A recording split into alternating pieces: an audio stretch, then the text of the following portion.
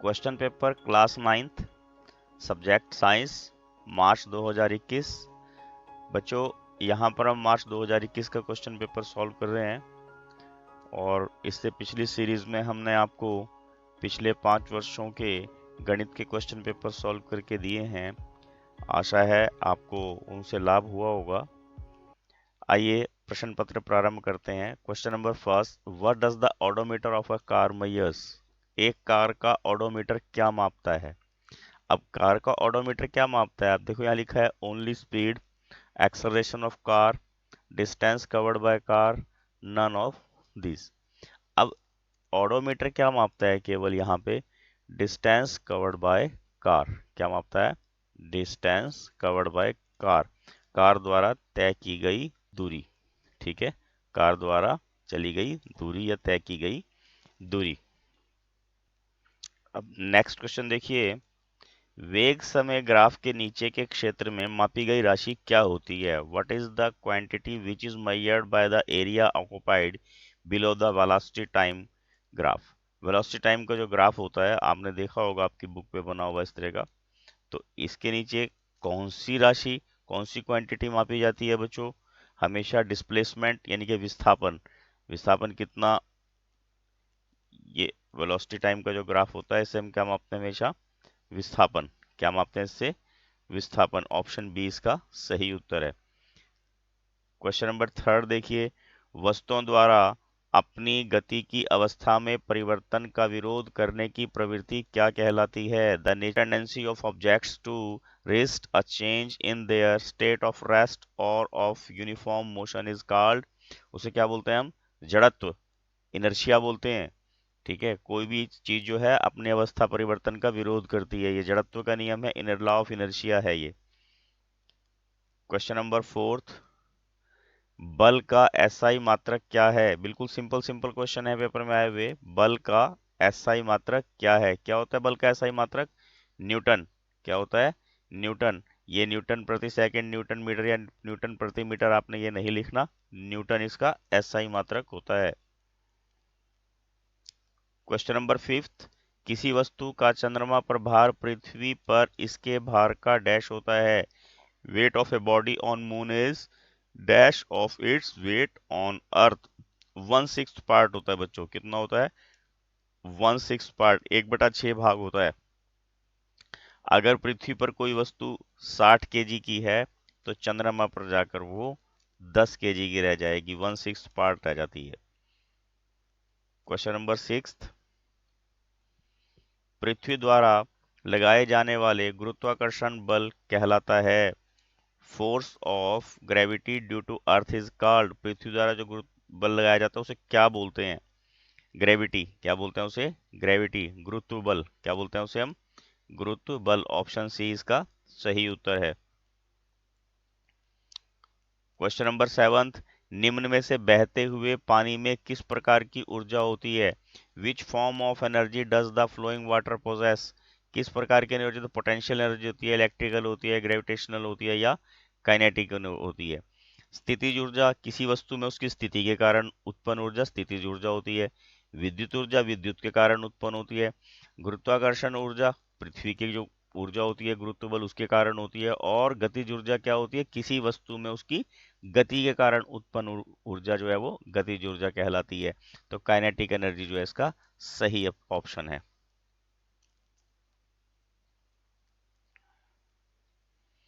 अगले में देखिए, निम्न में से किस माध्यम में ध्वनि सबसे तेज चलती है? In which of the medium does sound travel the fastest?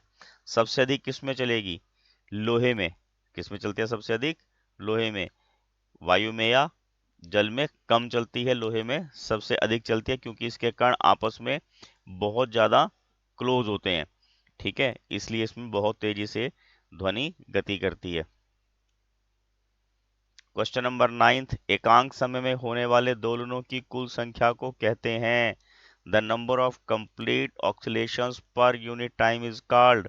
क्या बोलते हैं इसको हम? फ्रीक्वेंसी। आवर्ती बोलते हैं इसको हम। ठीक है ना, समझ में आ गया ये? क्या बोलते हैं इसको हम? फ्रीक्वेंसी। कितने समय में कितने दोलन उसने तय किए, आवर्त होते हैं ये। ये गलत लिखा हुआ है यहाँ पे बच्चों, ये आवृत्ति आएगा शब्द यहाँ पे, आवृत्ति, ये प्रिंटिंग मिस्टेक है। ठीक है, क्या बोलते हैं इसको हम, आवृत्ति। क्वेश्चन नंबर 10th देखिए, 100 डिग्री सेल्सियस तापमान पर जल की भौतिक अवस्था है, the state of water at 100 degree Celsius. 100 degree Celsius पर पानी की स्थिति कैसी होती है। अब देखिए, दोनों स्थितियां हो सकती हैं, लिक्विड भी और गैस भी। तो ऑप्शन डी हमारा सही आंसर है। ए तो बिल्कुल गलत ही हो गया, क्योंकि पानी 100 डिग्री पर उबलने लग जाता है, परंतु सारा का सारा वो एकदम पानी 100 डिग्री पे वाष्प नहीं बनता ना, इसलिए क्या है कि वो दोनों स्थितियां यहाँ पर आएंगी। क्वेश्चन नंबर 11, निम्न में से कौन से पदार्थ हैं, which of following are matter, इनमें से मैटर कौन सा है। अब देखिए, चेयर, एलमॉन्ड, एयर या ऑल ऑफ द, कुर्सी, बादाम और वायु, सभी मैटर हैं ये। ठीक है, 11th का आंसर हो गया डी ऑप्शन, इसका सही उत्तर है, सभी मैटर हैं ये। 12th देखिए, निम्नलिखित में से कौन टिंडल प्रभाव को प्रदर्शित करेगा, विच of the following will show Tyndall effect, salt solution, milk, starch solution और सोडा वाटर। कौन करता है इसमें से, मिल्क करता है। ठीक है ना, टिंडल प्रभाव क्या होता है, जैसे प्रकाश की कोई किरणें आती हैं और वो किसी माध्यम में से निकल के फैल जाती हैं, ऐसा जो घने जंगल होते हैं वहां भी होता है, या अंधेरे कमरे में कोई धूप की रोशनी अगर आ रही हो तो एक सुराख में से आती हुई नीचे आती हुई बड़ी हो जाती है, वो टिंडल प्रभाव है। 13th क्वेश्चन देखिए, दही से मक्खन पृथक करने की विधि है, the technique to separate the butter from the curd is. दही में से मक्खन अलग निकालने के लिए हम किसी विधि का प्रयोग करते हैं, अपकेंद्रण विधि का, सेंट्रीफ्यूगेशन फोर्स जो होती है। ठीक है, सब्लिमेशन नहीं होता, क्रोमेटोग्राफी नहीं होता, इवेपोरेशन नहीं होता, अपकेंद्रण विधि है। क्वेश्चन नंबर 14, बेरियम का प्रतीक है, what is the symbol of element barium. Barium का प्रतीक क्या होता है, बी ए, क्या होता है यहाँ पे, बी ए, ऑप्शन डी सही उत्तर है इसका। क्वेश्चन नंबर 15, ऑक्सीजन का परमाणु द्रव्यमान है, atomic mass of oxygen is, oxygen का एटॉमिक मास कितना होता है, 16। कितना होता है ये, 16। अगले में देखिए, एक मोल किसी पदार्थ का संख्या में हमने वो बताना है कि 1 मोल इज इक्वल टू, एक मोल किसके बराबर होता है, 6.022 इंटू 10⁻23।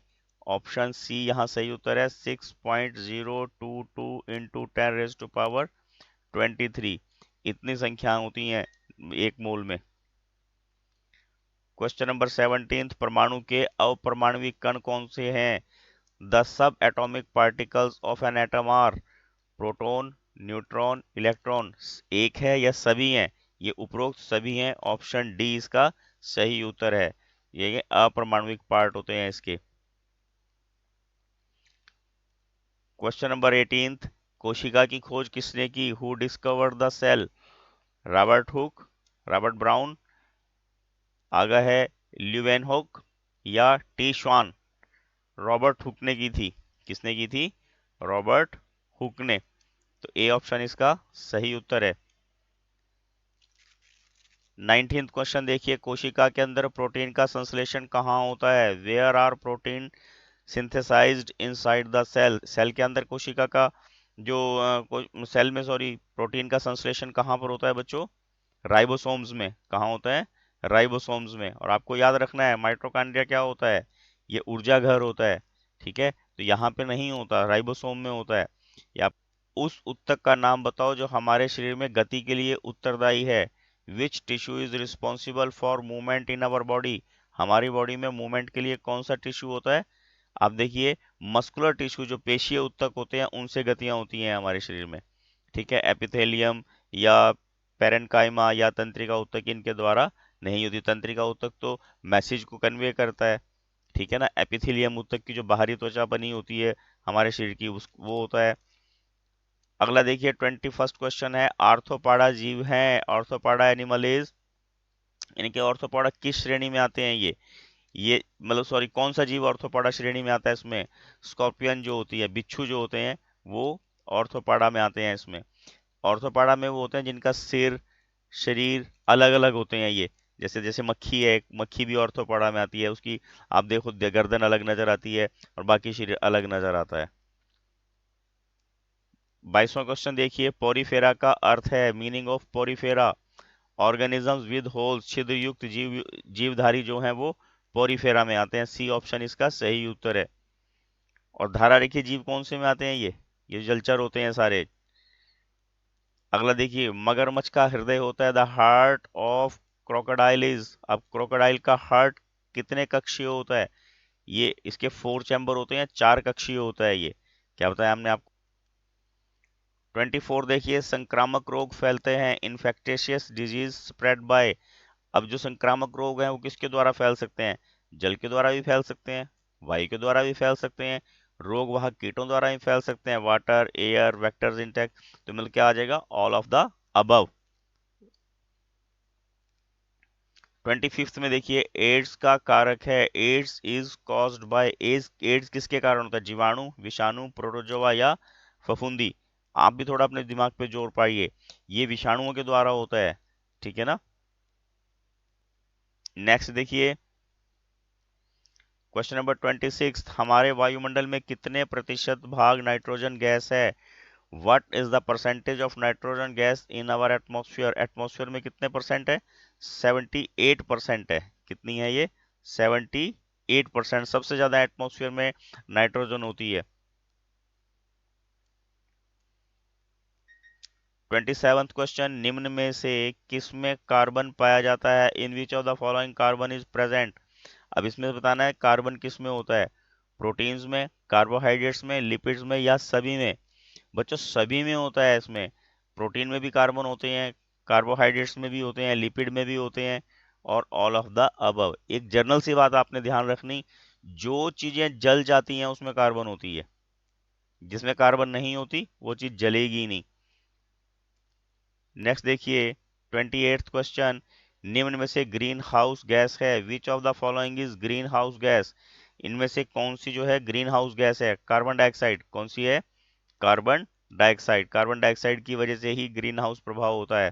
क्वेश्चन नंबर 29, निम्न में से किससे प्रोटीन प्राप्त होता है? Which of these is enriched in protein, black grain, grams या पीज, उड़द, चना या मटर? सभी से होता है, सभी दालों से हमें प्रोटीन मिलते हैं, तो ये सब दालें हैं, उड़द भी, चना भी, मटर भी। क्वेश्चन नंबर 30 देखिए, निम्न में से 30वां प्रश्न देखिए, निम्न में से कौन सी भारतीय नस्ल की गाय हैं? Which of the following is Indian cow breed, कौन सी है भारतीय नस्ल? रेड सिंधी, ठीक है ना, रेड सिंधी भारत की नस्ल है। ये ब्राउन स्विस या एसील जो ये सब जो है विदेशी नस्लें हैं, तीनों की तीन। हमारे पास रेड सिंधी जो है वो इंडियन नस्ल है ये। बच्चों यहाँ तक के सभी क्वेश्चन हमारे 1 1 मार्क्स के थे, और ये 30 मार्क्स का हमारा यहाँ पर क्वेश्चन पेपर कंप्लीट हो जाता है। क्योंकि कोविड की वजह से ये लास्ट ईयर जो है, इस आपको ध्यान रखना है कि हमारे पास 50% पेपर जो है लगभग इसमें 30 मार्क्स का आया था। अब हमारे पास इसमें जो वेरी शॉर्ट आंसर क्वेश्चन है वो आएंगे। देखिए, अब सेक्शन बी हमारा यहाँ पे स्टार्ट हो जाता है, और सेक्शन बी में इन्होंने क्या कहा है हमें? Very short answer type question है ये। एक रेसिंग कार की एक समान त्वरण 4 मीटर प्रति सेकंड स्क्वायर है, गति प्रारंभ करने के 10 सेकंड पश्चात वह कितनी दूरी तय करेगी? 2 नंबर का क्वेश्चन है। A racing car has a uniform acceleration of 4 metre per second square है यहाँ पे। Which what distance will it cover in 10 second after start? अब आप यहाँ देखिए, एक्सेलरेशन को हम काहे से शो करते हैं? त्वरण को ए से। ये कितना है? 4 मीटर पर सेकंड स्क्वायर।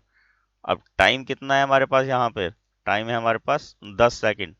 ठीक, अब यहाँ से देखिए, आफ्टर स्टार्ट यानी कि अभी वो चलना प्रारंभ करेगी, और प्रारंभिक जो वेलोसिटी है, इनिशियल वेलोसिटी, उसको हम यू से प्रदर्शित करते हैं, वो जीरो है, क्योंकि अभी स्टार्टिंग में वो जीरो पे है, उसकी कोई स्पीड नहीं है, ठीक है ना। कोई भी चीज जब चलना प्रारंभ करती है तो यू जीरो लेते हैं। और फार्मूला क्या है हमारे पास? S is equal to u t plus half a t square. अब u तो 0 है हमारे पास, टाइम हम यहाँ कुछ भी लिखें उसका कोई फर्क नहीं पड़ेगा। ये 1/2, एक्सेलरेशन a हमारे पास 4 है, और टाइम देखिए यहाँ पे 10 है।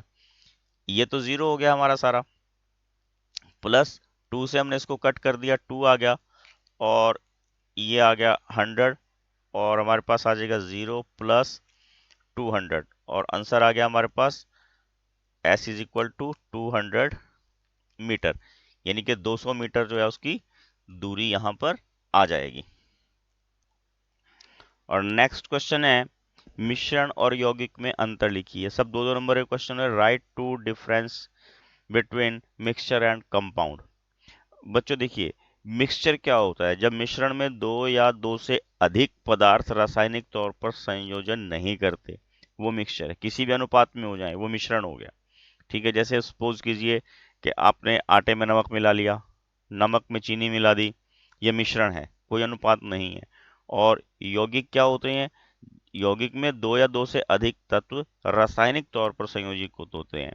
ठीक है ना, समझ में आ गया? मिश्रण क्या होते हैं? When two or more substances are mixed together in any ratio, it is called a mixture. ठीक है, और pure substance in which atoms of two or more elements are combined together in a fixed ratio by weight is called a compound. समझ में आ गया क्या बोला हमने? जब हम दो या दो से अधिक पदार्थों को किसी भी अनुपात में मिला देते हैं वो मिश्रण है, और अगर निश्चित अनुपात में मिलेंगे वो क्या है? कंपाउंड है। ठीक है, अब दूसरा क्या है कि जो हमारे मिश्रण होते हैं, मिश्रण के बनते समय कोई ऊर्जा उत्पन्न नहीं होती, नो एनर्जी इज फॉर्म्ड।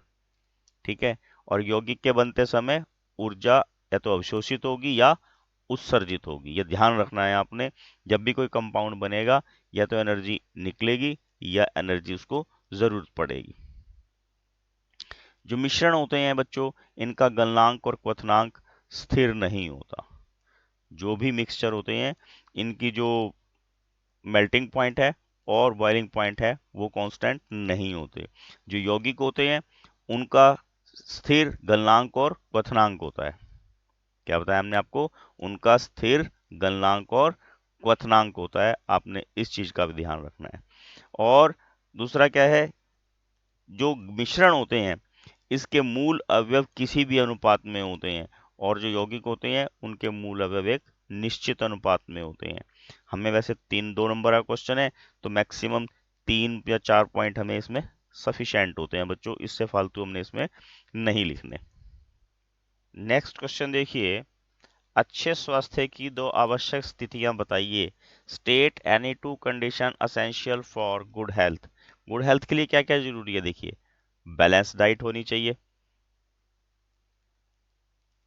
यानी कि संतुलित आहार। ठीक है, और सेकेंडली आप क्या कह सकते हो? हमारा एनवायरनमेंट क्लीन होना चाहिए, क्लीन एनवायरनमेंट। इसको हम वैसे जो स्वच्छता के साथ जोड़ देते हैं, और इसको सामुदायिक स्वच्छता का हम नाम देते हैं, और एनवायरनमेंट में सामुदायिक स्वच्छता भी बोल सकते हैं इसको, सामुदायिक स्वच्छता। तो ये हमारा 33वां क्वेश्चन पूरा हो गया। जब हम किसी छड़ से दरी को पीटते हैं तो धूल के कण बाहर क्यों आ जाते हैं? स्पष्ट कीजिए। When a carpet is beaten with a stick, dust comes out. Explain. तो क्या होगा उसमें? When a carpet is beaten with stick, the dust particle tends to remain in the state of rest. अभी आपको बताया था हमने, हर वस्तु अवस्था परिवर्तन का विरोध करते हैं। ऊपर ऑप्शन वाले क्वेश्चनों में आया था, एक एक नंबर वालों में, उसे हम जड़त्व का नियम बोलते हैं। तो यहाँ पर क्या होते हैं? जो धूल के कण होते हैं, जो डस्ट पार्टिकल होते हैं, वो अवस्था परिवर्तन का विरोध करते हैं। और due to state of rest, तो क्या होता है? Due to inertia of rest while carpet comes in motion, due to force applied on carpet, dust particle remain there and carpet will move here and there. जैसे carpet जो है इधर उधर move करेगा, तो डस्ट पार्टिकल तो वहीं रहने का प्रयास करेंगे और वो उसमें से झड़ जाएंगे। बात समझ में आई होगी आपको, कि जैसे हम किसी छड़ी से कारपेट को पीटते हैं तो कारपेट तो मोशन में आ जाता है, परंतु जो डस्ट पार्टिकल होते हैं वो मोशन में नहीं आते। क्यों नहीं आते वो? लॉ ऑफ इनर्शिया की वजह से, जड़त्व के नियम की वजह से वो अवस्था परिवर्तन का विरोध करते हैं, इस कारण वो झड़ जाते हैं। नेक्स्ट क्वेश्चन देखिए, इसी का पार्ट है ये। न्यूटन का गति का तृतीय नियम लिखिए। Right the Newton's third law of motion. क्या है बच्चों वो? Action and reaction equal and opposite. ठीक है, क्रिया और प्रतिक्रिया बराबर और विपरीत दिशा में होती है। Action and reaction equal and opposite, ये आप खुद लिखोगे, लिखना आपने है ये। क्रिया और प्रतिक्रिया बराबर तथा विपरीत दिशा में होती है। नेक्स्ट देखिए, 35वें क्वेश्चन में निम्नलिखित के रासायनिक सूत्र लिखो। Right the chemical formula of following. Magnesium chloride MgCl2। क्या फार्मूला होता है इसका? MgCl2। इसमें आपने अपनी मर्जी से इसको नहीं लिखना है। M बड़ा है, G छोटा है, C बड़ा है, L छोटा है। MgCl2। Copper nitrate CuNO3 twice, पढ़ते भी ऐसे ही हैं इसको, CuNO3 ट्वाइस। और hydrogen sulphide H2S, hydrogen sulphide H2S। ये 3 मार्क्स का है यहाँ पर। नेक्स्ट देखिए, अब अगला क्वेश्चन देखिए। पादप कोशिकाओं तथा जंतु कोशिकाओं में तुलना करें। Make a comparison and write down ways in which plant cells are different from animal cells. अगर देखो बच्चों, पूरा आपने लिखना है, मैं आपको हिंट दूंगा यहाँ पे। ये यहाँ पे प्लांट सेल आ जाएंगे और यहाँ पर हमारे एनिमल सेल। ठीक है, ये हमारी जंतु कोशिका होगी और ये हमारी पादप कोशिका होगी। बच्चों देखो क्या होती है वैसे, जो पादप कोशिकाएं होती हैं, जो पौधे की कोशिकाएं होती हैं, वो प्रायः बड़ी होती हैं। ठीक है, एक तो अपने यहाँ साइज का ध्यान रखना, ये बड़ी होती हैं। पादप कोशिकाएं हमेशा बड़ी होती हैं, लार्ज होती हैं। और जो एनिमल सेल्स होते हैं वो हमेशा छोटे होते हैं। एनिमल सेल्स क्या होते हैं? हमेशा छोटे होते हैं। आपने क्या ध्यान रखना? Plant cells are larger than the animal cells, animal cells are generally smaller than the plant cells. ठीक है, अगली बात आपने क्या ध्यान रखनी? Cell wall is present. इनके अंदर क्या होती है? सेल वॉल प्रेजेंट होती है और इनमें सेल वॉल प्रेजेंट नहीं होती। ठीक है, सेल वॉल अब्सेंट होती है। क्या ध्यान रखना आपने यहाँ पे? जो प्लांट सेल होते हैं उनमें झिल्ली जो है वो पाई जाती है, और जो जंतु कोशिकाएं होती हैं उसमें झिल्ली नहीं होती। जो प्लांट सेल होते हैं उनमें प्लास्टेड पाए जाते हैं। ठीक है, क्या पाए जाते हैं इसके अंदर? प्लास्टेड, यानी कि हरित लवक। क्या होते हैं ये? हरित लवक। और इसमें जो है प्लास्टेड अब्सेंट होते हैं, इसमें प्लास्टेड्स नहीं पाए जाते, इसमें हरित लवक उपस्थित नहीं होते। ठीक है, इसमें जो है हमारे पास ध्यान रखना है, रिक्तिकाएं पाई जाती हैं और इनमें रिक्तिकाएं नहीं होती। इनमें रिक्तिकाएं बिल्कुल नहीं होती, अनुपस्थित तो कुछ होती ही नहीं बिल्कुल वैसे। ठीक है, दूसरा, an object of mass 15 kg is moving with uniform velocity 4 metre per second. What is the kinetic energy possessed by the object? 15 kilogram द्रव्यमान की एक वस्तु 4 मीटर प्रति सेकंड के एक समान वेग से गतिशील है। वस्तु की गतिज ऊर्जा बताइए।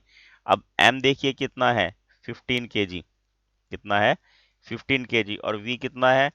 4 मीटर पर सेकंड। हमने काइनेटिक एनर्जी निकालनी है, के ई गतिज ऊर्जा।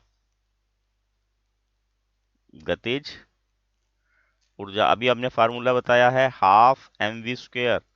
1/2 m हमारे पास 15 है और v 4 है, तो 1/2 इंटू 15 इंटू 16। 2 से इसको कट कर देंगे, ये 8 आ जाएगा और आ गया 120 जूल। कितना आ जाएगा ये? 120 जूल।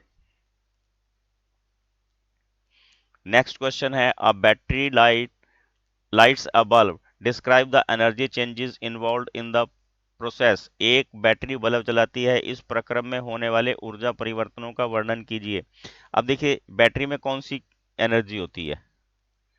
Chemical energy. यानी कि रासायनिक ऊर्जा। ठीक है ना, कौन सी ऊर्जा होती है वहां पे? रासायनिक ऊर्जा, केमिकल एनर्जी होती है उसमें। अब केमिकल एनर्जी सबसे पहले काहे में चेंज हो रही? इलेक्ट्रिकल एनर्जी में। बल्ब जल रहा है ना, इलेक्ट्रिकल एनर्जी में, विद्युत ऊर्जा में बदल रही है। अब विद्युत ऊर्जा देखिए उसके बाद, सबसे पहले उसके बाद तो वो लाइट एनर्जी में कन्वर्ट हो रही है। ठीक है ना, ये हमारे पास लाइट एनर्जी में कन्वर्ट हो रही है, और साथ ही इसके साथ हीट एनर्जी भी आ रही है, क्योंकि जब बल्ब जलता है तो उसमें गर्मी भी उत्पन्न होती है। ये हमारे पास हीट एनर्जी भी आ रही है। ये ऊष्मीय ऊर्जा होगी, और ये प्रकाश ऊर्जा।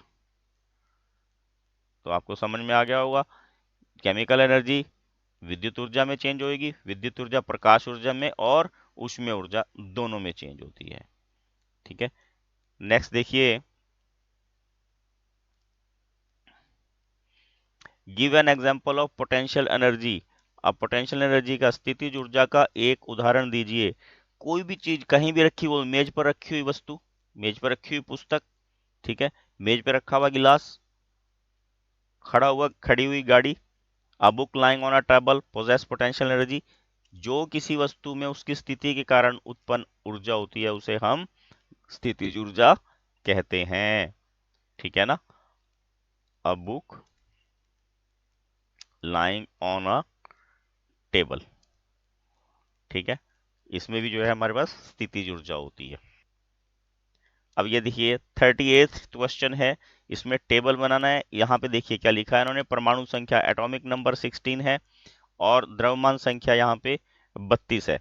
तो हम सबसे पहले देखिए, जो न्यूट्रॉन्स की संख्या है और प्रोटॉन्स की संख्या है वो कैसे निकालते हैं। जो नंबर ऑफ प्रोटॉन्स होते हैं वो हमारे पास एटॉमिक नंबर के इक्वल होते हैं, यानी कि ये 16 है तो ये भी 16 आएगा। ठीक, और नंबर ऑफ न्यूट्रॉन क्या होते हैं, इन दोनों को माइनस करेंगे, यानी कि 32 में से 16 घटाए 16 आ गए। ठीक, ये हमारा पहला टेबल पूरा हो गया। उसके बाद देखिए सेकंड में, एटॉमिक नंबर प्रोटॉन के बराबर होते हैं, ये प्रोटॉन 12 है तो ये एटॉमिक नंबर भी यहाँ पर 12 आएगा। ठीक, और इलेक्ट्रॉन कितने होंगे? अब आपको ध्यान रखना है, इलेक्ट्रॉन प्रोटॉन्स के बराबर होते हैं, जितने प्रोटॉन उतने ही इलेक्ट्रॉन, तो यहाँ पे क्या आ जाएगा 12। ठीक है, अब द्रव्यमान संख्या कितनी होती है? जो मास नंबर है वो क्या होता है? परमाणु संख्या, यानी कि हमारे पास प्रोटॉन और न्यूट्रॉन्स की जो संख्या होती है, प्रोटॉन और न्यूट्रॉन की संख्या, देखिए यहाँ पे 11 है और ये 12 है, तो ये कितने हो जाएगा हमारे पास 23। कितना हो जाएगा ये 23, 23। उसके बाद देखिए नेक्स्ट में क्या है कि इसने पूछा है इलेक्ट्रॉन संख्या कितनी है। इलेक्ट्रॉन कितने होंगे? जितने प्रोटॉन उतने इलेक्ट्रॉन, ये हमेशा याद रखना है आपने। नेक्स्ट में देखिए नंबर ऑफ प्रोटॉन्स किसके बराबर होंगे? नंबर ऑफ प्रोटॉन्स, जो हमारा number of sorry atomic mass है, क्या एटॉमिक नंबर है, एटॉमिक नंबर हमारा कितना है 17 है, तो नंबर ऑफ प्रोटॉन भी हमारे पास कितने हो जाएंगे 17 हो जाएंगे। और मास कितना हो जाएगा? नंबर ऑफ प्रोटॉन और number of electron, number of proton और सॉरी नंबर ऑफ प्रोटॉन और नंबर ऑफ न्यूट्रॉन दोनों जोड़ के हमारे पास इसका वेट आ जाएगा। ये कितना आ गया हमारे पास 35, दोनों का जोड़ कर दिया यहाँ पर। नेक्स्ट में देखिए एटॉमिक नंबर कितना होगा, जितना हमारे पास नंबर ऑफ प्रोटॉन्स है, ये 13 है तो ये भी 13 आएंगे। ठीक, अब 27 में से 13 लेस कर दो, ये आ गया 14, ये हमारे पास न्यूट्रॉन आ जाएंगे। ये हमारा टेबल कंप्लीट हो जाएगा। ठीक है, यहाँ पे 16, यहाँ पे 16, ठीक, यहाँ पे 12, यहाँ पे 12, और यहाँ पे देखिए 23, और ये आया 11, ये आया 35, ये है 17, और ये है 13, और ये है 14। ये हमारा यहाँ पर 38th क्वेश्चन बच्चों कंप्लीट हो गया है।